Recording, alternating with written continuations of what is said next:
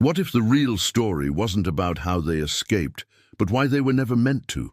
A photo with no sender, a voice from the past that shouldn't be alive, a journal found beneath the bay, dated 60 years after the escape, and coordinates that point not to freedom, but to a secret buried beneath San Francisco. Who sent the photograph? Why was it delivered now? And to you? What lies hidden beneath the tide charts and falsified autopsy reports? And most importantly, why is someone still trying to bury the truth over 6 decades later? Some mysteries fade with time. Others fight to stay hidden. Welcome to the Alcatraz solution, where the real escape was from the truth. The envelope arrived on a Tuesday. No return address, just my name scrawled in faded blue ink.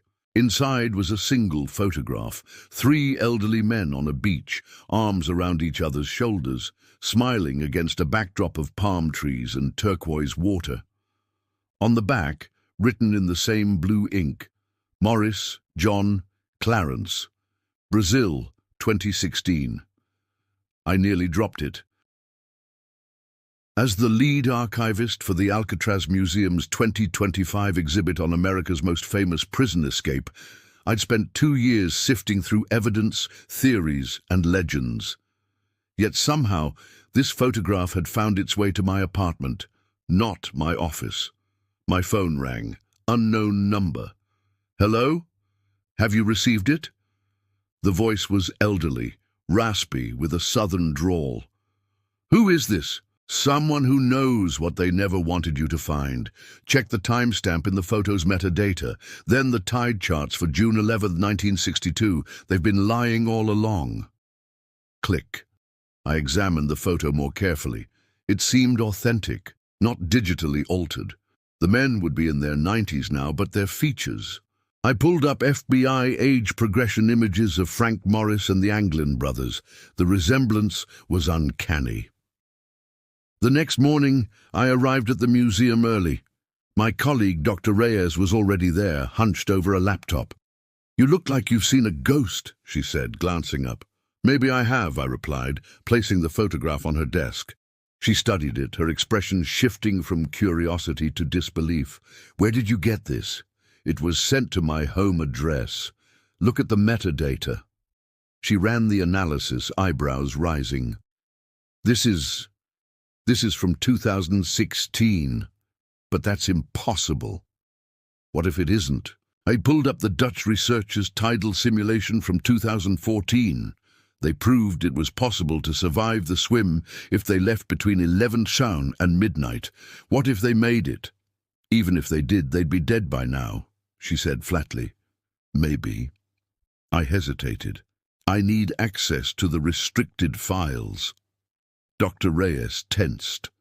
Those were sealed by the FBI. We agreed.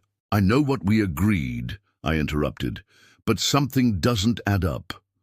The restricted archives were kept in the basement, files deemed too sensitive for public display. Using Dr. Reyes's credentials, I accessed the climate-controlled room.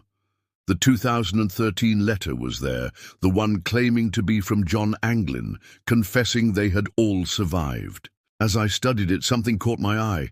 A watermark visible only under UV light, a pattern of numbers, 37 to 49N, 122 to 25W, coordinates, near Angel Island. I was so absorbed that I didn't hear the door open. "Find something interesting?" The voice startled me, deep, authoritative. I turned to find a man in his 50s, wearing a visitor badge, but carrying himself like someone who owned the building. "Just research for the exhibit," I said, closing the file. "An exhibit about 3 men who drowned in the bay." His smile didn't reach his eyes. "Some stories are better left as mysteries, don't you think?" "Actually, I think people deserve the truth." "Truth?" He laughed softly. "You have no idea what that word means." He handed me his card. "Agent Byrne, FBI. Call me when you're ready to discuss what you've really found." After he left, I examined his card.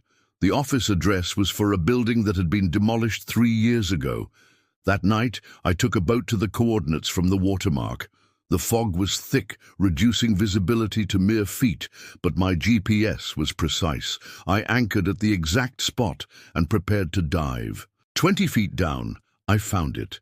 A metal box wedged between rocks, covered in barnacles and algae. Inside, preserved in waterproof material, was a journal. The first entry was dated June 12th, 1962. We made it. The current was exactly where Frank said it would be. The fools think we went north toward Angel Island. That's why they found the paddle there. We went west, riding the outgoing tide beneath the Golden Gate. By dawn, we were miles away. The last entry was dated January 2023. Frank is gone now. Clarence too. I'm the last one. The truth deserves to be known, but only after I'm gone. If you're reading this, we beat the rock. We beat them all. My boat rocked suddenly. Through the fog, I could make out another vessel approaching. A spotlight swept across the water. This is Agent Byrne, FBI. Remain where you are.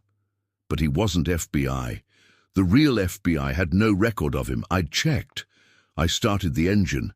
Sometimes I realized some truths are meant to stay buried. And sometimes the greatest escape isn't from a prison, it's from history itself. As I disappeared into the fog, clutching the journal to my chest, I understood what John Anglin had known all along. The legend was more powerful than the truth, and legends never die.